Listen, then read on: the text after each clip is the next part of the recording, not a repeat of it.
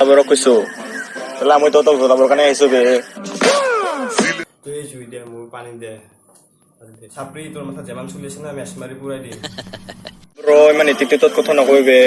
কথা পাতিব মন থাকিলে কথা পাতিবি নাপাতিলে নিকাল লাও ৰে গেলা মানুহৰ কাম বন নাই নেকি তোৰ লগতে কথা আহিবি আমাৰ ঘৰত হাজিৰা কৰিবৰ কাৰণে মানে ইতিত কথা নকবি বে কথা পাতিব মন থাকিলে কথা পাতিবি নাপাতিলে নিকাল লাও ৰে বে তুই এটা চাপৰি বে তোৰ লগাই কথা পাতিব বে আৰে নিকি চুলি ৰাখিলে বোলে চাপৰি হ'ব লাগে আৰে শুনা যিবিলাকে কোৱা ন সেইবিলাক মই কৈছো এইখিনি কৰি দুখাবকে লাউকাত নাই বে मुझे चक्कर आने लग गया अब अरे वो लड़की चले আমাৰো কথা আছে বে চুলি বানাবা চা না বে চুলি আবে ব্ৰ তই এটাই কথা শুনা বে মোক ৰদ কৰি হলে তই আপ মই তোৰ ঠাই ওপৰৰ বাপ বে তোক ৰস কৰি আমি আছো আপ তোক ৰস কৰি পাইছো আমি আপ বাবা বাবা অসম লাইফত দেচোন দেউতাৰ नहीं